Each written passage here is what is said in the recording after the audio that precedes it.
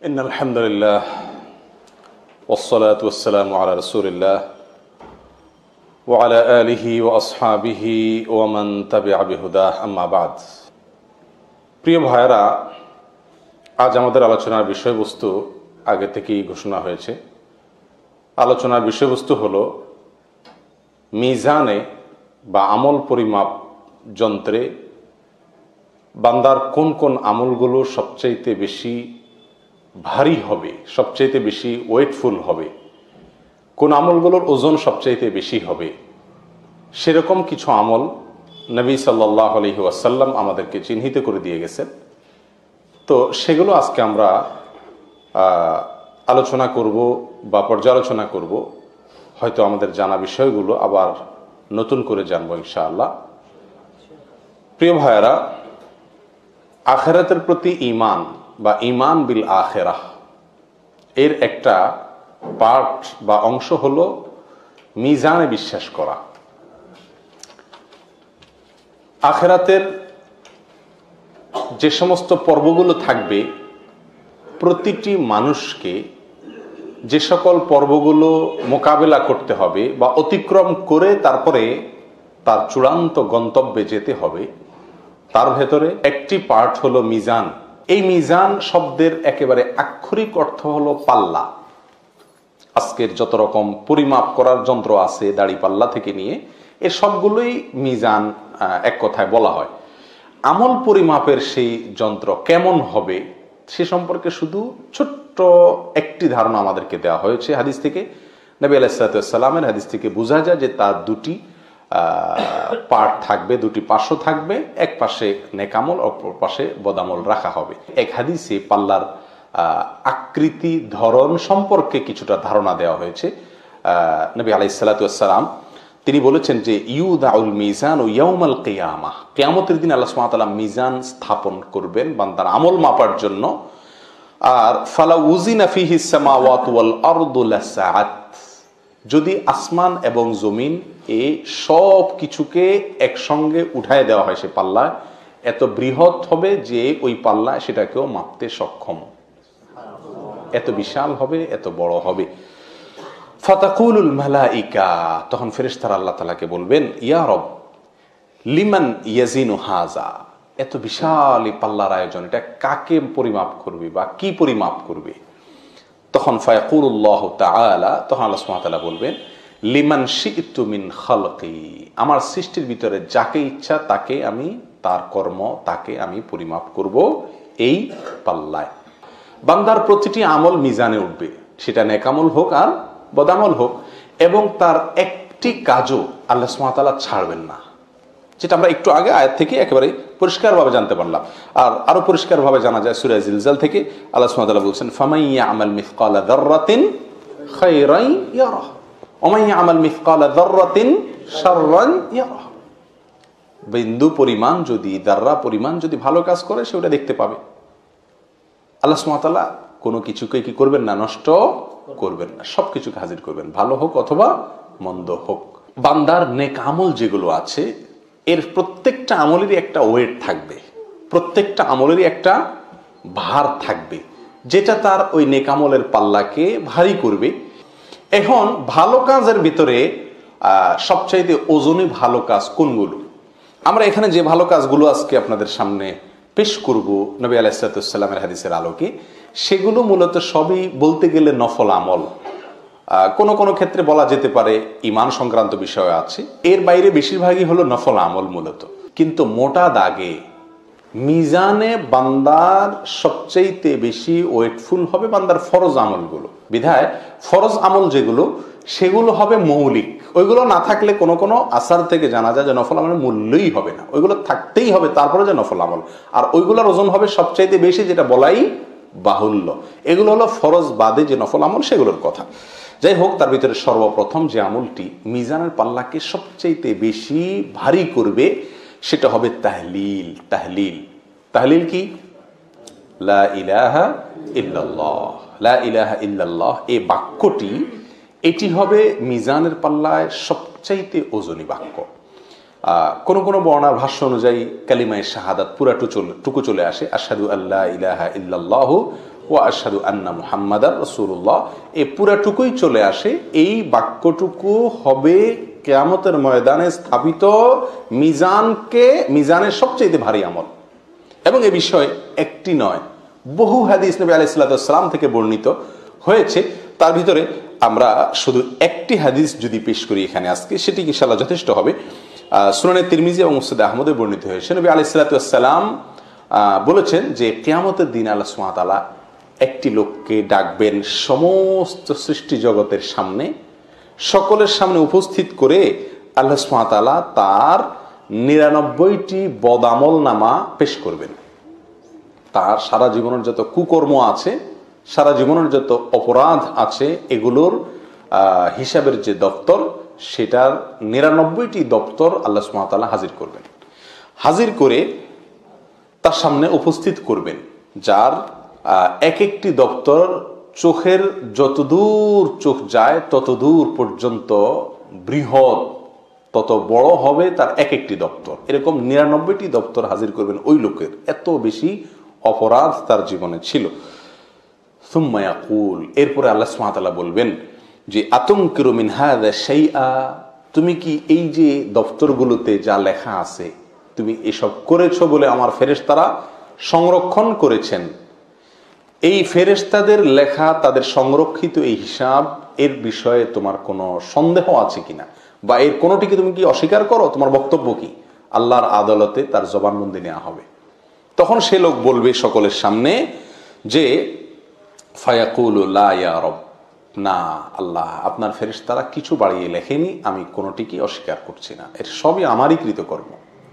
তখন আল্লাহ সুবহানাহু ওয়া তাআলা তাকে বলবেন আফালাকা উযরুন, তাহলে তুমি এত অপরাধ করলে, এত অন্যায় করলে, তোমার কি কোনো ওজর আছে?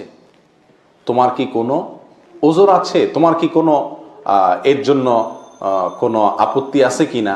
তোমার কোনো বক্তব্য আছে কিনা যে তুমি এতগুলো কেন করছো? কি তুমি বিপদে প্রয়োগ করছো? তোমাকে কেউ বাধ্য করছে? তোমার কিছু বলার আছে কিনা, বক্তব্য আছে কিনা? তখন সে বলবে ফায়াকুলু লা ইয়া রব, না আল্লাহ, আমার কোনো বক্তব্য নাই, কেউ আমাকে বাধ্য করেনি, আমি নিজেই করেছি, এবং আমার কোনো ওজর আপত্তি কিচ্ছু পেশ করার মতো আজকে আপনার সামনে আমার নেই।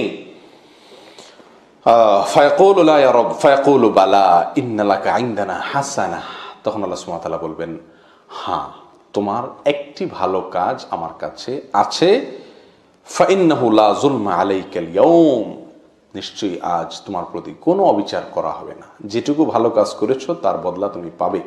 ফাতাখরুজু বাতাকাহ, ফাতাখরুজু বাতাকাহ, তখন একটি কাগজ বের হবে, একটা কাগজের টুকরা বের হবে, ফিহা, যেখানে থাকবে লেখা আশহাদু আল্লা ইলাহা ইল্লাল্লাহ ওয়া আশহাদু আন্না মুহাম্মাদান আবদুহু ওয়া রাসূলুহু, এটি লেখা থাকবে যে তোমার ভিতরে এই বিশ্বাস ছিল। ফায়াকুলু, তখন আল্লাহ সুবহানাহু ওয়া তাআলা বলেন উহদুর উজনাক, তোমার আমল মাপা হবে, আসো, হাজির হও, সামনে আসো, কাছে আসো। 99টি দপ্তর এক পাশে থাকবে, আর এই লা ইলাহা আশহাদু আল্লা ইলাহা ইল্লাল্লাহ ওয়া আশহাদু আন্না মুহাম্মাদান আবদুহু ওয়া রাসূলুহু, এটা আরেক পাল্লায় থাকবে, আরেক পাশে থাকবে, তুমি কাছে আসো। ফায়াকুলু, তখন লোকটা বলবে আল্লাহ ইয়া রব মা হাযিহিল বিতাকা মা হাযিহিস সিজিল্লাত, কি লাভ হবে এই পরিমাপ টরিমাপ করে, আর এই বিশাল আমার অপরাধের যে পাহাড়, সেটার বিপরীতে এই একটি কাগজের টুকরা আর কি আর হবে আল্লাহ, নিরাশ হয়ে যাবে লোকটি। ফাকালা ইন্নাকা লা তুজলাম, তখন আল্লাহ বলবেন যাই হয় তোমার প্রতি অবিচার অন্তত করা হবে না, অতএব তুমি প্রত্যক্ষ করো, দেখো তোমার বিচারের। তখন এক পাশে পাল্লার ওই সব অপরাধের আমল নামা রাখা হবে, আর অপর পাশে সেই কাগজের টুকরা যেখানে কালিমাতুশ শাহাদা লেখা থাকবে সেটা রাখা হবে। তখন তার ওই কালিমাতুশ শাহাদাতের পাল্লাটা ভারী হয়ে যাবে। প্রিয় ভাই, এই হাদিস থেকে জানা যায়, পরিষ্কারভাবে বোঝা যায়, বান্দার সবচাইতে ওজনী আমল হলো লা ইলাহা ইল্লাল্লাহ এর আমল। এখন কথা হলো, তাহলে তো এই হাদিস থেকে আমরা একটা বার্তা পেয়ে যাচ্ছি যে যত অপরাধী করা হোক পাহাড় সমপরিমাণ হয়ে যাবে, কোনো সমস্যা নাই, শুধুমাত্র লা ইলাহা ইল্লাল্লাহ জিকির সকাল সন্ধ্যা চালাইতে হবে, বলতে হবে বেশি বেশি করে, ব্যাস। ওই বেটার মাত্র একটা কাগজের টুকরাই ছিল, আমরা কাগজ ভরে ফেলবো বলতে বলতে, কি বলেন? তাহলে তো বোধহয় রক্ষা হয়ে যাবে নাকি? না ভাই, হিসাব এত সহজ নয়। এখানে সেই লোকটির বিস্তারিত কোনো বিবরণ নবী আলাইহিস সালাম পেশ করেননি, হাদিসে শুধু এটুকু বলা আছে। এখানে কি লোকটার ওই আশহাদু আল্লা ইলাহা ইল্লাল্লাহ ওয়া আশহাদু আন্না মুহাম্মাদুর রাসূলুল্লাহ, মুহাম্মাদুর আবদুহু ওয়া রাসূলুহু, এটা সে মুখে বলছে আর তাতে মুক্তি পেয়ে গেছে, ব্যাপারটি সেরকম? নাকি এর ঈমানটুকু তার কাছে অনেক হাই লেভেলের ছিল, সেজন্য সে রক্ষা পেয়ে গেছে? নাকি আল্লাহ সুবহানাহু ওয়া তাআলা রহম করে তার এটার ওজন আরো বাড়িয়ে দিয়ে তাকে রক্ষা করেছেন?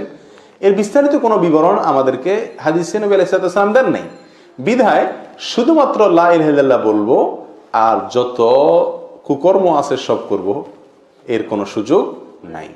তওবার ব্যাপারটাও এরকম। আমরা যখন অনেকে তওবার ফজিলত শুনি, তওবা সংক্রান্ত হাদিসগুলো শুনি, তখন আমরা অনেকে মনে করি যে তাহলে তো মোটামুটি ডাইন বাম যে সমস্ত আকাম কুকাম করার আছে সেগুলো তো চালানো যেতে পারে, কারণ আল্লাহ তো ক্ষমাশীল। এবং অনেকে বলেও আমাদের সমাজে, আল্লাহ মাফ করুন, অপরাধ করে আবার নির্লজ্জের মতো দুঃসাহসিকতা দেখায় বলে যে আল্লাহ ক্ষমাশীল। এরা আল্লাহর ক্ষমাশীলতার গুণের কথা শুনছে, কিন্তু আল্লাহর কাহার এই গুণের কথা শুনেনি। আল্লাহ সুবহানাহু ওয়া তাআলা যে কাহার, আল্লাহ যে জব্বার, আল্লাহর কাহার এর রূপ কেমন হবে, আল্লাহর জব্বারের চিত্র কেমন হবে, এ সম্পর্কে এই আল্লাহর বান্দার ধারণা নাই। সেজন্য তিনি তওবার উপরে ভর করে জেনে শুনে সজ্ঞানে কি করছেন? অপরাধ করছেন। প্রিয় ভাই, বিষয়টি হলো ওই ব্যক্তির মতো যে ব্যক্তির কাছে চাকু আছে, আবার হাত কাটা গেলে, পাও কাটা গেলে সেটা সঙ্গে সঙ্গে ভালো হওয়ার মতো বা রক্ত বন্ধ হওয়ার মতো মলমও আছে। এই মলম আছে দেখে কোনো বুদ্ধিমান মানুষ চাকু দিয়ে নিজের শরীর কাটবে না। মলমটা হলো কেটে গেলে অজান্তে, অসতর্কতায় যদি কেটে যায় সেখানে মলম ব্যবহার করে। এটা হলো জ্ঞানীদের কাজ, সুস্থ মানুষের কাজ। আর অসুস্থ এবং অজ্ঞানী লোকদের কাজ, মূর্খদের কাজ, বোকা মানুষের, নির্বোধ মানুষের কাজ হলো যে তিনি কি করবেন? মলম যেহেতু আছে সেহেতু তিনি চাকু ব্যবহার করেন, যে মলম যেহেতু আছে তাহলে এটা কেটে নেই। এটা পৃথিবীর কোনো বুদ্ধিমান মানুষ করবে না। অতএব তওবা আছে সেজন্য আমি কুকাম করে নিব, লা ইলাহা ইল্লাল্লাহর পাল্লা দিয়ে আল্লাহ আমার ভারী করে দিবে, ব্যাপারটা এত সহজ নয়। প্রিয় বন্ধু, আখিরাতে নাজাতের জন্য কোন একটি আমলের প্রতি ভর করা, ভরসা করে বসে থাকা, এর চাইতে বা দু চারটি আমলের প্রতি ভরসা করে বসে থাকা, এর চাইতে নির্বুদ্ধিতা, এর চাইতে বোকামি আর কিছুই নয়। তার মানে এই লোকটা আল্লাহ সুবহানাহু ওয়া তাআলার যে আসমা এবং সিফাতের প্রতি যে ইলম অর্জন করা জরুরি ছিল তার ঈমানের জন্য, তাওহীদুল আসমা ওয়াস সিফাত এর পয়েন্টে এসে এই লোকটি এত দুর্বল যে আল্লাহ সুবহানাহু ওয়া তাআলার প্রতিটি নামের যে বিস্তারিত বিশ্লেষণ আছে সেগুলো সম্পর্কে তার ধারণা নাই, অথবা সে বিষয়ে ঈমান নাই। না থাকার কারণে দু চারটি আমলের উপরে ভর করছেন। সবচেয়ে বড় কথা হলো, আমরা যত আমলের কথা শুনি আখিরাতে নাজাতের জন্য, প্রিয় বন্ধু, সে আমল রব্বুল আলামিনের কাছে যে মাকবুল হবে সেই গ্যারান্টি আমাদেরকে কে দিল? যদি আল্লাহ একটাও কবুল না করেন তখন রক্ষাটা কি? এই জন্য একজন ব্যাকুল, একজন সর্বহারা মানুষ সর্বশান্ত হওয়ার পরে তার বাঁচার জন্য, তার মুক্তির জন্য যত সম্ভাব্য উপায় হতে পারে তার প্রতিটি উপায়কে সে ধরার চেষ্টা করে। ঠিক না বেঠিক? ঈমান বিল আখিরা, ঈমান বিন নার, ঈমান বিল জান্নাত, এগুলো যদি আমাদের মধ্যে পূর্ণ মাত্রায় থাকে, এটার মিটার যদি অনেক উঁচু মাপের থাকে, তাহলে আমরা এই ছেলে মানুষই করব না। অর্থাৎ দু চারটি আমল পেলাম তাহলে তো মুক্তি সহজ হয়ে গেল, ব্যাপারটিকে এত ছোট, এত হালকা মনে করব না। বরং চাতক পাখির মতো চেয়ে থাকবো কোন আমলটি আমাকে মুক্তির জন্য পথ দেখায়, কোন আমলটি আমার নাজাতকে ত্বরান্বিত করে, যেটি পাবো, যে হাদিস থেকে পাবো, যে আয়াত থেকে পাবো, যেই জায়গা থেকে পাবো, হুমড়ি খেয়ে সেটাকে আঁকড়ে ধরবো। এটা হলো একজন এরকম ইমানদারের কাজ, যেই ইমানদার আখিরাতের প্রতিটি বিষয়ের প্রতি তার ইমানের মাত্রা অনেক হাই লেভেলের। আল্লাহ তাআলা আমাদেরকে সেরকম মাপের ইমানদার হওয়ার তৌফিক দান করেন। প্রিয় ভাই, তাহলে লা ইলাহা ইল্লাল্লাহ এই বাক্যটি, এই হাদিস একটি আমরা মাত্র পেশ করলাম কারণ সময় অল্প। এ বিষয়ে বহু হাদিস আছে, যে হাদিসগুলোকে একসাথ করলে যার সামারি, যার সারসংক্ষেপ আমাদের সামনে চলে আসে, যে এই হাদিস, এই লা ইলাহা ইল্লাল্লাহ, এই বাক্যটি মিজানের পাল্লাকে ভারী করবে। এখন কি এই বাক্য মুখে বললেই ভারী হয়ে যাবে মিজানের পাল্লা, নাকি এই বাক্যের বিশ্বাস নিজের ভিতরে ধারণ করতে হবে? এই বাক্যের বিশ্বাসকে পরিপূর্ণ মাত্রায়, সহি, সম্পূর্ণ বিশুদ্ধভাবে নিজের ভেতরে ধারণ করতে হবে। এইটাকে ধারণ করার পরে যত মুখে বলবো তত বেশি সেটা ওয়েটফুল হবে ইনশাআল্লাহ। অর্থাৎ তাওহীদকে যত মজবুত করতে পারবো, তাওহীদের যত প্রকার আছে, সেটা তাওহীদুর রুবুবিয়্যাত হোক, তাওহীদুল আসমা ওয়াস সিফাত হোক, তাওহীদুল উলুহিয়্যাহ হোক, সমস্ত প্রকার তাওহীদকে পরিপূর্ণ মাত্রায় মজবুত করে, সুদৃঢ় করে আমি মুখে যত বলতে থাকবো তত ফায়দা হতে থাকবে। এখন যদি একজন মাজারে সেজদা করে, একজন শিরকে আকবারে লিপ্ত থাকে, আবার এদিকে মুখে তিনি লা ইলাহা ইল্লাল্লাহ দনিকে 1000 বার পড়ে, তাহলে কি বলেন? মাছা নাই তার বুধবার, ইমানই নাই, আবার আমল পরিমাপ করে জান্নাতে যাওয়ার প্রশ্ন তো বহুত পরে। প্রিয় বন্ধু, সেজন্য তাওহীদকে মজবুত করার পরে যত বেশি লা ইলাহা ইল্লাল্লাহ, এই দোয়া, এই জিকির যত বেশি বান্দা করতে থাকবে তত বেশি ইনশাআল্লাহ তার মিজানের পাল্লাকে কি করবে? এই আমলটি ভারী করবে। নাম্বার 2, তাসবিহ, তাহমিদ, তাহলিল, তাকবীর, 4টি জিনিস, 4টি জিকির একসঙ্গে। তাসবিহ, তাহমিদ, তাহলিল, তাকবীর, এই 4টির মিশেলে জিকির, এটিও মিজানের পাল্লাকে অনেক বেশি ভারী করে।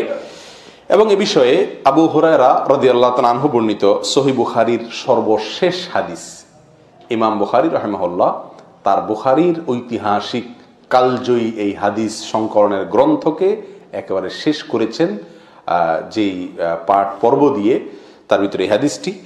নবী আলাইহিস সালাম বলেছেন, কালিমাতানে খাফিফাতানে আলাল লিসান, 2টি বাক্য যেটা মুখে অত্যন্ত সহজে উচ্চারণযোগ্য, একেবারে খুব সহজে অল্প সময় উচ্চারণযোগ্য। হাবিবাতান ইলার রহমান, রহমানের কাছে অত্যন্ত প্রিয়। সাকিলাতান ফিল মিজান, মিজানের পাল্লায় অনেক ভারী। এটা হলো আমাদের পয়েন্ট। মিজানের পাল্লায় এই 2টি বাক্য ভারী হবে, নবী আলাইহিস সালাম বলেছেন, সহিহ বুখারীর হাদিসে আসছে। আর সে বাক্যগুলো কি? সুবহানাল্লাহি ওয়া বিহামদিহি, সুবহানাল্লাহিল আযীম। এখানে আমরা তাসবিহ পেলাম এবং তাহমিদ পেলাম, 2টি পয়েন্ট পেলাম। আমরা 4টি জিকিরের কথা বলেছি যেগুলো মিজানের পাল্লায় আমাদের নেকামলকে অনেক ভারী করবে। তার ভিতরে এই তাসবিহ এবং তাহমিদ এখানে পেয়ে গেলাম, সুবহানাল্লাহ এবং আলহামদুলিল্লাহ। আলহামদুলিল্লাহ প্রসঙ্গে পৃথক একটা স্বতন্ত্র হাদিস আছে, যেটা আমরা অনেকে জেনে থাকবো, যেটা সহিহ মুসলিমে আসছে। নবী আলাইহিস সালাম বলেছেন, আবু মালিক আল আশআরী রাদিয়াল্লাহু তাআলা বর্ণনা করেছেন যে, আত-তুহুরু শাতরুল ঈমান ওয়াল হামদুলিল্লাহি তামলাউল মিজান। আলহামদুলিল্লাহ, এই বাক্যটি মিজানকে পরিপূর্ণ করে দিবে, ভরে দিবে একেবারে। তাহলে বোঝা গেল এই তাসবিহ, তাহমিদ, তাকবীর, তাহলিলের ভেতরে তাহলিল 1 নম্বরে আছে, এটা তো গেলেই আমরা তাহলিলের কথা। আর বাকি 3টার ভেতরে তাহমিদ, এটার গুরুত্ব অপরিসীম, এটা মিজানের পাল্লাকে ভরে দিবে। তাহমিদের আমল কত সহজ আমল, কোনো বসে করার দরকার নাই, নির্দিষ্ট সংখ্যায় যখন করার কথা আছে তখন বলবো, বাকি যেখানে নির্দিষ্ট সংখ্যা নাই সেখানে আমি উন্মুক্তভাবে, স্বাধীনভাবে বলতে পারছি। প্রতিটি কাজে যদি আমি, প্রতিটি পাও ফেলতে যদি আমি আলহামদুলিল্লাহ বলি, প্রতিটি লোকমা আমি আলহামদুলিল্লাহ বলি, প্রতিটি ভালো কাজে আমি আলহামদুলিল্লাহ বলি, মাঝে মধ্যে আলহামদুলিল্লাহ বলতে থাকি, তাহলে খুব সহজেই আমার নাজাতের রাস্তা ত্বরান্বিত আমি করতে পারি ইনশাআল্লাহ। অভ্যাসটা চেষ্টা করলেই কিন্তু তৈরি করা যায়। আমরা ওয়াও বলি, অনেক কিছু বলি, এই ওয়াও ফাও এসব না বলে যদি আলহামদুলিল্লাহর কালচার ঘরে, নিজের বাসায় তৈরি করা যায়, এটাকে যদি প্রতিষ্ঠিত করা যায় যে আলহামদুলিল্লাহর খই ফুটবে, বাচ্চাদের মুখের খই ফুটবে, স্ত্রীর মুখে খই ফুটবে, মা বাপ ভাই বোন অধীনস্থ নিজের সবার মুখে শুধু খই ফুটবে, আলহামদুলিল্লাহ আলহামদুলিল্লাহ, সব কিছুতে আলহামদুলিল্লাহ, জামা পরে ফেলছো বাবা আলহামদুলিল্লাহ, রেডি হয়ে গেছো আলহামদুলিল্লাহ, এরকম যদি আলহামদুলিল্লাহর একটা রব তুলে দেওয়া যায়, একটা পরিবেশ নিজেদের বলয়ের মধ্যে আমরা গড়ে তুলতে পারি, তাহলে ইনশাআল্লাহ আল্লাহ সুবহানাহু ওয়া তাআলার কাছ থেকে আমরা অনেক জোরালো আশা করতে পারি আমাদের মিজানকে ভারী করার জন্য। যাই হোক, আর বাকি যে 2টি আমল, সেই 2টি আমল সেগুলো এসেছে এ সম্পর্কে জুয়ারিয়া রাদিয়াল্লাহু তাআলা আনহার একটা হাদিস আছে, যেটি সহিহ মুসলিমে বর্ণিত হয়েছে। হাদিসটি আমরা অনেকেই কম বেশ জানি। নবী আলাইহিস সালাম একবার উম্মুল মুমিনিন জুয়ারিয়া রাদিয়াল্লাহু তাআলা আনহাকে বাসায় রেখে বের হয়েছেন ফজরের সালাতে, ফজর পড়ছেন, ফিরে আসছেন। আসার পরে নবী আলাইহিস সালাতু ওয়াস সালাম তাকে দেখলেন ওই জায়গায় বসে আছেন। নবী আলাইহিস সালাম কিন্তু বের হয়ে সলাতুদ দুহা পড়ে আসলেন, দীর্ঘ সময় গেছে। তিনি এসে বললেন, তুমি সেই বসায় এখনো আছো? বলে, ইয়া রাসূলুল্লাহ, হ্যাঁ সেই বসায় এখনো আছি। তো বসে বসে তিনি জিকির করছিলেন, আমল করছিলেন। নবী আলাইহিস সালাতু ওয়াস সালাম তাকে বলেছিলেন, উম্মুল মুমিনিন জুয়ারিয়াকে, দেখো তুমি এতক্ষণে যত আমল করলে, যত জিকির করলে, যত দোয়া করলে, আমি 4টি মাত্র বাক্য 3 বার আমি পাঠ করে যেই পরিমাণ সওয়াবের ভার আমি তৈরি করেছি, আল্লাহর কাছে জমা রেখেছি, সঞ্চয় করেছি, তোমার এই পুরো সময়ের নেক আমলের চাইতে ওইটা ভারী। সুবহানাল্লাহি ওয়া বিহামদিহি আদাদা খালকিহি ওয়া রিদা নাফসিহি ওয়া জিনাতা আরশিহি ওয়া মিদাদা কালিমাতিহি। 4টি বাক্য, সুবহানাল্লাহি ওয়া বিহামদিহি আদাদা খালকি, অর্থাৎ আল্লাহর পবিত্রতা এবং প্রশংসায় বর্ণনা করছি তার যত সৃষ্টি জগতের যত সদস্য আছে, 18,000 মাখলুকাত না, যত আছে তত পরিমাণে, ওয়ারিদা নাফসি, এবং তত পরিমাণে যত পরিমাণ হলে আল্লাহ সন্তুষ্ট হয়ে যান, অত পরিমাণে আল্লাহর আমি পবিত্রতা এবং প্রশংসা বর্ণনা করছি। ওয়াজিনাতা আরশি, 3 নম্বর হলো আল্লাহর আরশের ওজন পরিমাণে আল্লাহর প্রশংসা এবং পবিত্রতা বর্ণনা করছি। 4 নম্বর অমিদাদা কালিমাতিহি, আল্লাহর যত কালিমাত আছে, তার যত কালি আছে সেটার সম পরিমাণে, ওটা লিখতে যত কালির প্রয়োজন হবে সেটার সম পরিমাণে আমি আল্লাহর পবিত্রতা এবং প্রশংসা বর্ণনা করছি।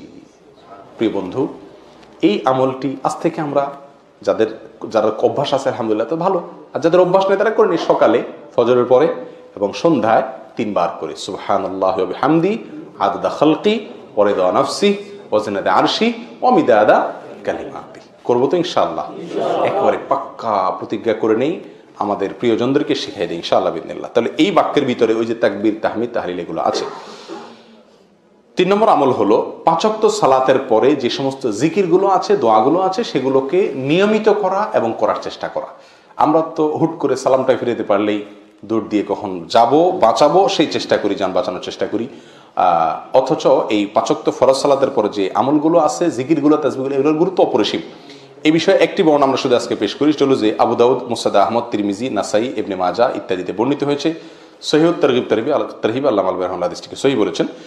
আব্দুল্লাহ ইবনে আমর রাদিয়াল্লাহু তাআলা আনহু বর্ণনা করছেন নবী আলাইহিস সালাম থেকে, তিনি বলেছেন যে 2টি অভ্যাস আছে বান্দার, এটা যদি কোনো মুসলিম বান্দা সংরক্ষণ করে, এটাকে নিয়মিত করে, এটাকে ধরে রাখে, কন্টিনিউ করে, এটাকে না ছাড়ে, তাহলে সে জান্নাতে প্রবেশ করবেই। তার জন্য জান্নাতে প্রবেশ করা সহজ হবে, জান্নাতে সে প্রবেশ করবেই। এবং সে 2টি আমলের দোনোটি আমল অত্যন্ত সহজ, অত্যন্ত সহজ। অথচ নবী আলাইহিস সালাম বলছেন যে খুব কম মানুষই সে কাজটা, সে আমলগুলো করে। কি সেটা?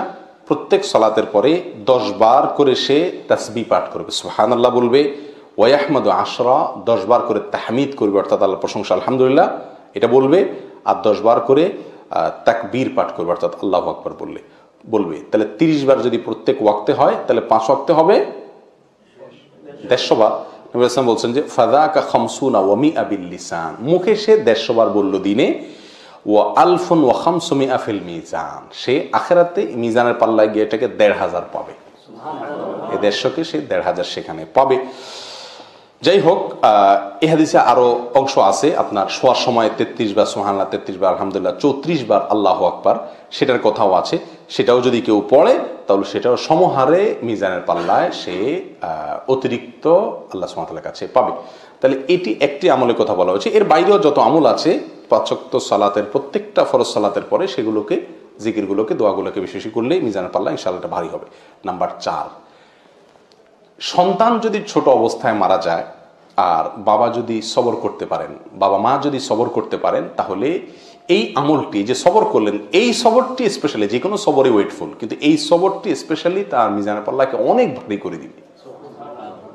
আল্লাহ তাআলা আমাদের কাউকে বিপদ না দেখ, যদি এসে যায় তাহলে সবরের শক্তি আল্লাহ দেখ, সামর্থ্য আমাদেরকে দেখ। এক সাহাবী তার ছোট বাচ্চাকে অনেক ভালোবাসতেন, এত বেশি ভালোবাসতেন, কিছু কিছু বাবা আছেন যারা ভালোবাসাকে লুকাতে পারেন না, প্রকাশ হয়ে যায়, অনেক বেশি ভালোবাসেন সন্তানকে।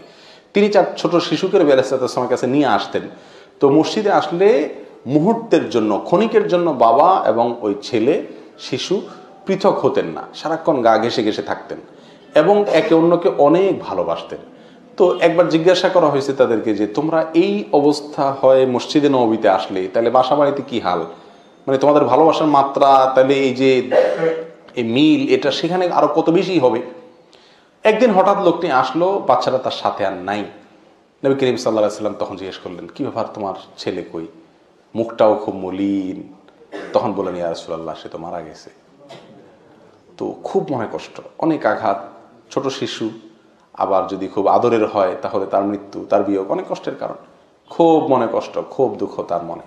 দুঃখ প্রকাশ করার পরে নবী করিম সাল্লাল্লাহু আলাইহি ওয়াসাল্লাম বলছেন, আচ্ছা তোমার ছেলেটা বেঁচে থাকলে তোমার জন্য ভালো লাগতো, তোমার ভালো লাগতো, আর যদি এই ছেলেটা মারা গেল, কি মনে করো, তুমি যদি মারা যাও এবং তুমি জান্নাতের সামনে যাওয়ার পরে যেই দুয়ার দিয়ে যাও, সেই দুয়ার দিয়েই তোমার ছেলে তোমার জন্য দরজা খুলে দেয়, কোনটা ভালো হবে? তো সঙ্গে সঙ্গে বলছি, আসলে অবশ্যই দ্বিতীয়টা ভালো। সঙ্গে সঙ্গে তার মন ভালো গেছে, ইয়া রাসূলুল্লাহ, যদি এই হয় তা আমার আর কোনো দুঃখ নেই, কারণ এই দুনিয়ার মিলন এবং এই দুনিয়ার বিয়োগ, এটা তো বিয়োগও না, মিলনও না, এটা তো একেবারেই সাময়িক। আমাদের আসল আমাদের মিলন হবে জান্নাতে, যার পরে আর ছুটা হওয়ার কোনো সুযোগ থাকবে না। আর আসল বিচ্ছেদ আর বিয়োগ তো মৃত্যু না, এটা তো সাময়িক বিয়োগ, মৃত্যু দেখা তো হবেই। আসল বিয়োগ তো হবে সেদিন, যেদিন দুজন দুই পথের যাত্রী হয়ে যাবে চিরকালের জন্য। সেদিন যে বিচ্ছেদ হয়ে যাবে, একজন যদি জাহান্নামমুখী আর একজন জান্নাতমুখী হয়, তাহলে সে বিচ্ছেদ হবে আসল বিচ্ছেদ। তো আমি যদি আমার শিশুকে জান্নাতে পাই এবং সে আমাকে ওয়েলকাম করার জন্য জান্নাতের দুয়ার খুলে অপেক্ষা করে, ইয়া রাসূলুল্লাহ, তাহলে এই কষ্ট সহ আমার জন্য একেবারেই সহজ হয়ে গেল। প্রিয় বন্ধু, তো এই আমলটি অনেক বেশি ওয়েটফুল। আল্লাহ যদি তার কোনো বান্দাকে মুসিবত দেন, আমাদের কোনো ভাইকে মুসিবত দেন, কোনো বোনকে মুসিবত দেন, আল্লাহ তাআলা তাদেরকে সবরের শক্তিও দান করুক। প্রিয় ভাই, এই বিষয়ে মুসনাদ আহমদের একটি হাদিস, যেটি সহিহ সিলসিলা সহিহাত আল্লাহ রাহিমাহুল্লাহ উল্লেখ করেছেন, নবী আলাইহিস সাল্লাতু ওয়াস সালাম বলেছেন, বাহ বাহ খামসুন মা আথকালুহুন্না ফিল মিজান। ওয়াহ ওয়াহ, আমরা বলি না এই জাতীয় যে 5টি আমল আছে যেগুলো মিজানের সবচেয়ে ভারী হবে। তার ভিতরে ওই যে লা ইলাহা ইল্লাল্লাহ, আল্লাহু আকবার, সুবহানাল্লাহ, আলহামদুলিল্লাহ 4টি, আর ওয়াল ওয়ালাদুস সালিহ ইয়াতাওয়াফা ফায়াহতাসিবুহু ওয়ালিদুহু। কারো যদি ছোট শিশু মারা যায় বা কোনো সন্তান মারা যায়, ছোট হোক বড় হোক, সে যদি সে কষ্টকে হজম করে, ধৈর্য ধারণ করে, আল্লাহর কাছ থেকে আজর পাওয়ার আশায়, তাহলে সে এই বিনিময় পাবে। আজকাল অবশ্য মানুষ অনেক আলহামদুলিল্লাহ সচেতন হয়ে গেছে। মারা গেলে হাহুতাশ করে কান্নাকাটি, যেটা নিষেধ, সেই পর্যায়ে মানুষ খুব কমই যায়। কিন্তু এখনো গ্রামাঞ্চলেও আমাদের দেশে বহু লোক আছেন যে আপনজন হারাইলে মুখ দিয়ে কি আসে কি না আসে, আছাড় পিছাড়, এগুলো অনেক হয়। তো এগুলো, এই মূর্খতাগুলো আমাদের ভিতরে এখনো আছে। আল্লাহ আমাদেরকে সবরের তৌফিক দান করেন। নাম্বার 5, উত্তম আখলাক। বড় কঠিন। এই আমরা যে আমলগুলোর কথা বলা, এর ভিতরে সবচেয়ে কঠিন হলো এই আমলটি, উত্তম আখলাক, মাকারিমে আখলাক, উত্তম চরিত্র। এটা মিজানের পাল্লাকে ভারী করবে। অনেক ওয়েটফুল আমল, কিন্তু এটাকে আমরা আমল, ওয়েটফুল তো পরের কথা, আমলই মনে করি না। প্রিয় বন্ধু, আজ বহু লোক পাওয়া যায় সহিহ আকীদার কথা বলে, সহিহ হাদিসের কথা বলে, কোরআন সুন্নাহর অনুসরণের কথা বলেন। মাশাআল্লাহ, অনেক ভালো দিক আছে, ওয়েলকাম, সাধুবাদ তার ভালো দিকগুলোর জন্য। কিন্তু আখলাকের বেলা দেখা যায় এত নিচু, এত নিকৃষ্ট আখলাক, সেটা কেউ হয়তো তার পরিবারের সঙ্গে, কেউ তার নিজের স্ত্রীর সঙ্গে, ভাই বোনের সঙ্গে, মা বাপের সঙ্গে, অধীনস্থদের সঙ্গে, পরিচিত লোকের সঙ্গে, অপরিচিত লোকের সঙ্গে, যেখানে সেখানে মানুষের সঙ্গে কৃত আচরণ, এটা সুন্দর না করতে পারলে জান্নাতে যাওয়ার চেষ্টা অমূলক, একেবারেই দূরবর্তী চিন্তা। প্রিয় ভাই, খায়রুকুম খিয়ারুকুম খায়রুন নাস, এই ইয়েতে শিরোনামে যে হাদিসগুলো বর্ণিত হয়েছে, সেগুলোর উপরে একটা গবেষণা করে আমরা দেখছি যে 10-12টি হাদিস মৌলিকভাবে বের হয়ে আসে, আরো কিছু হাদিস আছে। এগুলোর ভিতরে নবী আলাইহিস সালাম বলেছেন, তোমাদের ভিতরে উত্তম কে, তোমাদের ভিতরে শ্রেষ্ঠ কে, তোমাদের ভিতরে সবচেয়ে আল্লাহর প্রিয় কে। এই যে এই প্রশ্নের উত্তরে নবী আলাইহিস সালাম যেই ব্যক্তিকে বসিয়েছেন, যে আমলটিকে বসিয়েছেন, সেগুলোকে গবেষণা করে দেখা গেছে তার 1-2টি হলো ব্যবহারিক সরাসরি নেক আমল, আর বেশিরভাগ প্রায় 7 থেকে 8টি পয়েন্ট, এই 10-12টার ভিতরে 7 থেকে 8টি হলো বান্দার আচরণ কেন্দ্রিক, আখলাক কেন্দ্রিক। অর্থাৎ আমার উত্তম আখলাকের সাথে সম্পর্ক আমি আল্লাহর কাছে সবচাইতে প্রিয় পাত্র হওয়ার। খায়রুকুম আহসানুকুম কদাআ, বুখারীর হাদিস। তোমাদের ভিতরে সবচেয়ে ভালো মানুষ যে লেনদেন পরিশোধ করা, দেনা পরিশোধের ব্যাপারে ভালো মানুষের পরিচয় দেয়, সমমত পরিচয় দেয়, কথা রক্ষা করে। তোমাদের ভিতরে খায়রুল আসহাবি ইনদাল্লাহি খায়রুকুম লিসাহিবি খায়রুল জিরানি ইনদাল্লাহি খায়রুকুম লিজারিহি। বন্ধু হিসাবে সবচেয়ে উত্তম বন্ধু আল্লাহর কাছে সে যে তার বন্ধুদের কাছে ভালো। তার মানে আচরণ ভালো হলে তো সবার কাছে ভালো থাকা যায়। তোমাদের ভিতরে সবচেয়ে উত্তম লোক সে যে ব্যক্তির মন্দ থেকে, তার ক্ষতি থেকে মানুষ নিরাপদ থাকে, তাকে মানুষ নিরাপদ মনে করে যে এর দ্বারা আমার ক্ষতি হবে না, তাকে দেখলে মানুষ প্রশান্তি পায় আর তার থেকে কোনো অনিষ্ট হবে না। অর্থাৎ এই সব হাদিসগুলোকে আপনি একসাথ করেন। অন্য হাদিসে রাসূলুল্লাহ সাল্লাল্লাহু আলাইহি ওয়াসাল্লাম বলেছেন যে আহাব্বুন নাসি ইলাল্লাহি আনফাউহুম লিন-নাস আও আনফাউহুম, মানুষের ভিতরে আল্লাহর কাছে সবচেয়ে প্রিয় ব্যক্তি সে যে মানুষের জন্য সবচাইতে বেশি উপকারে আসে, তার কথায় কাজে কষ্ট মানুষের কম হয়, উপকার বেশি হয়। প্রিয় ভাই, এই আখলাক এর দুর্ভিক্ষ চলছে, আজ দুর্ভিক্ষ চলছে। বহু নেকামলকারী আছি, ওয়াল্লাহি এটাকে আমরা নেকামলই মনে করি না।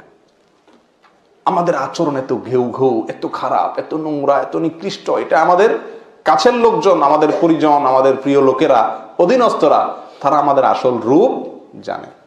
আমরা প্রত্যেকটা লোক এই নেকামল থেকে অনেক অনেক দূরে। ইল্লা মার রাহিমা রাব্বি, হাতে গোনা কিছু লোক ব্যতিক্রম আছেন।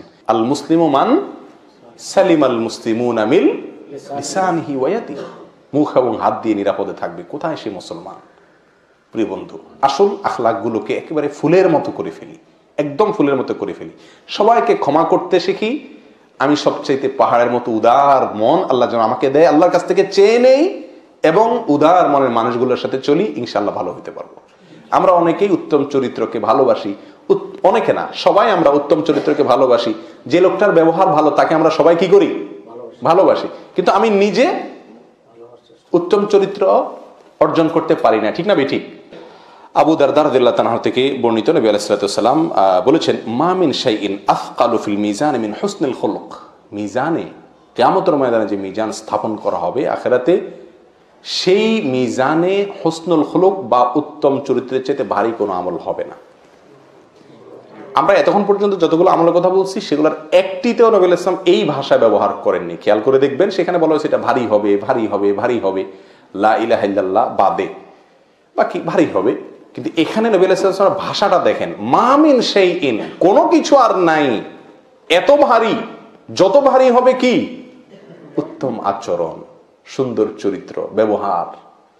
এটা যত ভারী হবে অন্য কোনোটা এত ভারী হবে না। প্রিয় বন্ধু, আমার নবী আলাইহিস সালামের আখলাক কেমন ছিল? হ্যাঁ, আনাস রাদিয়াল্লাহু তাআলা আনহু 10 বছর খেদমত করেছেন। খাদামতু রাসূলুল্লাহ সাল্লাল্লাহু আলাইহি ওয়াসাল্লাম 10 সিনিন, 10 বছর আমি খেদমত করেছি। তিনি বলেন, এই 10 বছরে একবারও আমাকে বলেন না এই কাজটি কেন করো নাই বা এই কাজটা কেন করলে। এর মানে নবী আলাইহিস সালাম অধীনস্থদের সাথে কত উত্তম আচরণ করতেন। আর আমরা হইলাম কি? আল্লাহু আকবার, এত দুরাচারী যে আমাদের আশপাশে যারা থাকে, যারা অধীনস্থ কাজ করে, এরা জানে আমার চরিত্রের আসল দশা। অনেক সময় আমরা একটা যুক্তি দিই, শয়তান আমাদেরকে একটা যুক্তি দেয়, লজিক দেয়। সেটা হলো যে এত ভালো মানুষ হলে মানুষ চালানো যায় না, এরা বেশি ভালো হলে সব মাথায় উঠা বসে। কথা একেবারে অমূলক না, অনেকাংশে সত্য। তো যারা এই শয়তানের এই লজিকটা গ্রহণ করে নিজের চরিত্রটাকে নষ্ট করেন, তাদের জন্য বাদশাহ হারুন রশিদের একটা গল্প আছে শিক্ষণীয়। তিনি একবার তার দরবারে, তার রাজ দরবারে মজলিসে একটা চাকরকে, একটা গোলামকে ডাকতেছিলেন। কয়েকবার ডাকার পরেও গোলামটা শুনেও না শোনার ভান করলো। তো বাদশার বন্ধু পাশে বসা ছিলেন, তিনি বললেন, দোস্ত, এই তোমার বাদশাহী না, একটা গোলাম এতবার ডাকলা, কোনো বেইলি দিল না তোমারে, কি বাদশাহী করো ভাই, এটা কথা হইল? হ্যাঁ। তো বাদশাহ বলতেছেন যে, দোস্ত, আমি যখন আমার আচরণটাকে খারাপ করি তখন এগুলা সব সুইচের মতো সোজা হয়ে যায়, আর আমি যখন একটু ভালো হয়ে যায় সবগুলা মাথায় উঠা বসে। তো আমি হিসাব করলাম যে ওদেরকে ভালো করতে হলে আমি খারাপ হওয়া লাগে, আর আমি ভালো হলে ওরা খারাপ হয়ে যায়। তাহলে আমার কাছে গুরুত্বপূর্ণ কোনটা? আমার নিজের চরিত্রটা ভালো থাকা নাকি তারে ভালো করা? কোনটা গুরুত্বপূর্ণ? আমার নিজেরটা। কো আনফুসাকুম, তারপরে না আহলিকুম। আমি খারাপ হয়ে তারে ভালো করলাম, তো সে তো ভালো থাকলো, কিন্তু আমি তো খারাপ হয়ে গেলাম, লাভ তো হলো না, লস হয়ে গেল। উত্তর পাইছেন? তাহলে বাদশাহ হারুন রশিদের এই গল্পের ভিতরে উত্তর আছে কি নাই? যারা দুর্ব্যবহার করি যে না অধীনস্থদেরকে ছাড় দিলে এরা মাথা উঠা যায়, না এদেরকে ধরতে হয়, একটু কুল ডাউন, সুন্দর আচরণ দিয়ে মানুষকে সংশোধন করা যায়। আমি বলছি না যে আপনি কাউকে রাগ করেন না, রাগ করেন, নিকৃষ্ট পর্যায়ে চলে যেন না। গালমন্দ, মুখ খারাপ, অনেক ভালো ভালো মানুষও আমরা তলে তলে এই কামগুলা করি, মানুষের সামনে না। ওইটা ওই আমার বইয়ে জানে, হ্যাঁ বোনে জানে, চাকর বাকর আশপাশের লোকজন জানে, আরে কত বড় শেখ সাজে, এর রূপ তো আমি জানি, ঠিক না বেঠিক? আর এই জন্য চেয়ারম্যান চারিত্রিক সনদপত্র কমিশনার চেয়ারম্যান সাহেব দিবে না, মেম্বার সাহেব দিবে না, কে দিবে? বউয়ে দিবে। তোমাদের ভিতরে সবচেয়ে উত্তম হলো সে খায়রুকুম খায়রুকুম লিআহলিহি, যে তার পরিবারের লোকের কাছে ভালো, সে আসল ভালো। আজকে যা বউরে জিজ্ঞেস করবেন, পরিবার লোকদের জিজ্ঞেস করবেন যে আসলে ইমানে আমানে বলো আমি কি ভালো কিনা। যদি বলে হ্যাঁ, একেবারে দিল থেকে বলতে তুমি চাইছে তুমি একটা ভালো মানুষ, তাহলে আপনি আসলেই ভালো। আর যদি বলে যে তোমার ভালো রূপ তো আমি জানি, তাহলে বুঝলেন আপনি আর ভালো হতে পারলেন না। তাহলে এই হাদিসগুলোকে আমরা সামনে রাখলে দেখি, প্রিয় বন্ধু, ভালো হওয়াটা অধিক তাসবিহ, অধিক তাহলিল, বিশেষ নফল নামাজ, বিশেষ দান সদকা, এগুলোর সাথে যতটা সম্পর্কযুক্ত, তার চাইতে কোনো দিক থেকে, সব দিক থেকে কোনো দিক থেকে অনেক বেশি সম্পর্কযুক্ত হলো আমার কিসের সাথে? আচার আচরণের সাথে। এটা আমার মিজানের পাল্লা আমার নেকামলকে অনেক ওজনই করে দিবে। তাহলে আমি কেন আমার মিজানের পাল্লা, আমার আমলকে আমি হালকা করব? চরিত্র চেঞ্জ করবো তো ইনশাআল্লাহ। আল্লাহ আমাদেরকে তৌফিক দান করুন। প্রিয় বন্ধু, ওর চরিত্রকে সুন্দর করার জন্য দুটি পয়েন্টের কথা বলেছিলাম। নাম্বার 1, যাদের ঘেউ ঘেউ করার অভ্যাস আছে, এই চাড়াল মার্কা মানুষের সাথে কম চলবেন। ভালো উত্তম ব্যবহারের যে মানুষগুলো আছে তাদের সাথে বেশি চলবেন। ডাইভার্ট করে আপনার ভিতরে ইনশাআল্লাহ ভালো গুণটা আসবে। আর নবী আলাইহিস সালাম যে দোয়া শিখাইছেন, সে দোয়াটা আমরা বেশি করবো ইনশাআল্লাহ। আর এই দোয়াটা বিভিন্ন হাদিসে বর্ণিত হয়েছে, সহিহ মুসলিমে বর্ণিত হয়েছে, তার ভাষাটা একটু ব্যতিক্রম। তিরমিজিতে এবং মুসনাদে আহমদে বর্ণিত হয়েছে, তার ভাষাটা একটু ব্যতিক্রম, কিন্তু মূল বিষয় একই। দোয়াটি হলো এই, আল্লাহুম্মা হদিনি লিআহসানিল আখলাক। আল্লাহ আমাকে সবচেয়ে সুন্দর আখলাকের পথ দেখায় দেন, আল্লাহ সবচেয়ে সুন্দর আখলাকের পথ দেখায় দেন। ফাইন্নাহু লা ইয়াহদি লিআহসানিহা ইল্লা আন্ত, কারণ আপনি ছাড়া আর কেউ সুন্দর আখলাকের, সুন্দর আচরণের পথ দেখাতে পারবে না। এখানে পথ দেখানো বলতে একেবারে সুন্দর আচরণকারী বানিয়ে দেওয়া। হেদায়েতের দুটি অর্থ, একটা হলো ইরাআতুত তরিক, আর একটা ইসা ইলাল মাতলুব, ভিন্ন আলোচনা। এখানে সম্ভবত ইসা ইলাল মাতলুব উদ্দেশ্য, অর্থাৎ আমাকে ভালো চরিত্র বানিয়ে দেন আল্লাহ। ওয়াসরিফ আন্নি সাইয়্যাহা, আর মন্দ চরিত্র থেকে আমাকে আল্লাহ দূরে সরায় দেন। লা ইয়াসরিফু আন সাইয়্যাহা ইল্লা আন্ত, এই মন্দ চরিত্র থেকে কেউ বাঁচাতে পারে না, রক্ষা করতে পারে না আল্লাহ আপনি ছাড়া। সত্যি সত্যি উত্তম আচরণ আল্লাহর তৌফিক ছাড়া হয় না। অনেকেই চেষ্টা করেন কিন্তু পারেন না। মাথাটা যখন গরম হয়ে যায় তখন আর সব এলোমেলো হয়ে যায়, পরে আফসোস করে, ঠিক না ঠিক? এই জন্য আল্লাহর কাছে এই দোয়ার মাধ্যমে আমরা চেয়ে নিতে পারি, আল্লাহুম্মা হদিনি লিআহসানিল আখলাক ফাইন্নাহু লা ইয়াহদি লিআহসানিহা ইল্লা আন্ত ওয়াসরিফ আন্নি সাইয়্যাহা লা ইয়াসরিফু আন সাইয়্যাহা ইল্লা আন্ত। নাম্বার 6, শেষ আমল হলো জানাজার পরে লাশের পেছনে পেছনে যে দাফন করে শেষ হওয়া পর্যন্ত অপেক্ষা করা। একটি আমল, জানাজা একটি আমল। জানাজার পরে লাশের পেছনে পেছনে কবরস্থান পর্যন্ত যাওয়া, দাফন শেষ হওয়া পর্যন্ত অপেক্ষা করা। এই আমলটা কিন্তু এখন বিলুপ্তির পথে। আমাদের দেশে অনেক কমই দেখা যায়। জানাজায় আমরা অনেকে হাজির হই মাশাআল্লাহ, কিন্তু জানাজার পরে লাশের পেছনে পেছনে যাওয়া কবরস্থান পর্যন্ত, সেটা একান্ত কাছের লোকজন ছাড়া, দায় না থাকলে আমরা যেতে চাই না। অপরিচিত লোকের জানাজার পিছনে আপনি কবরস্থান পর্যন্ত গেছেন, এরকম ঘটনা জীবনে কয়বার হয়েছে? খুব কম লোকই পাওয়া যাবে। কিন্তু সৌদি আরবে আলহামদুলিল্লাহ আমলটা প্রচুর পরিমাণে আমরা দেখি, পাওয়া যায় যে কোনো লোকের ইয়ের পিছনে হাতে সময় থাকলে কবরস্থান পর্যন্ত যে দাফন পর্যন্ত আমরা অপেক্ষা করি। কিসের জন্য? এই সওয়াবের জন্য। এটা অনেক ওয়েটফুল আমল। নবী আলাইহিস সালাম বলেছেন, মুসনাদ আহমদে বর্ণিত হয়েছে, আল্লাহ আলবানী হাদিসকে সহিহ বলেছেন, নবী সাল্লাল্লাহু আলাইহি ওয়াসাল্লাম বলেছেন, মান তাবিআ জানাজাতান হাত্তা ইউসাল্লা আলাইহা, যে ব্যক্তি কোনো জানাজার পিছু পিছু যায় জানাজা সালাত শেষ হওয়া পর্যন্ত, ওয়াফরগা মিনহা, সালাতের পরে শেষ হলো, ফালাহু কিরাতানি, সে ব্যক্তি 2 কিরাত পাবে। ওয়ামান তাবিআহা হাত্তা ইউসাল্লা আলাইহা ফালাহু কিরাতুন, আর যে ব্যক্তি জানাজার পিছে পিছে লাশের পিছনে যে শুধু সালাত আদায় করা পর্যন্ত থাকলো সে 1 কিরাত পাবে। ওয়াল্লাযী নাফসু মুহাম্মাদিন বিয়াদিহি লাহু আফকালু ফি মিজানিহি মিন উহুদিন। যারা মদিনায় গেছেন, উহুদ পাহাড় দেখছেন, কি বিশাল, মনে হয় যে পুরো ঘেরা। এই নবী সাল্লাল্লাহু আলাইহি ওয়াসাল্লাম বলছেন, যদি কেউ এই কিরাতের সওয়াব, কিরাত উহুদ পাহাড়কে যদি তার মিজানের পাল্লা উঠিয়ে দেওয়া হয়, যত ওজন হবে, যত ওয়েট হবে, তার চাইতে বেশি তার মিজানের পাল্লাকে ওয়েট করে দিবে তার এই আমলে।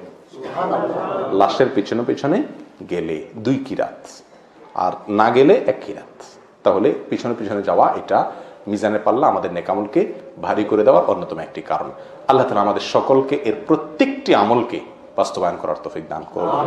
আল্লাহ আমাদেরকে কিয়ামতের ময়দানে হাসি মুখে জান্নাতে যাওয়ার জন্য যা যা করা দরকার সেই পথে চলার তৌফিক দান করুন। একেবারে সুসের মতো সোজা হয়ে চলার তৌফিক দান করুন। উত্তম আচরণ নসিব করুন। ভালো মানুষ হওয়ার তৌফিক নসিব করুন। জাযাকুমুল্লাহ ওয়া আখিরু দাওয়ানা আলহামদুলিল্লাহি রাব্বিল আলামিন।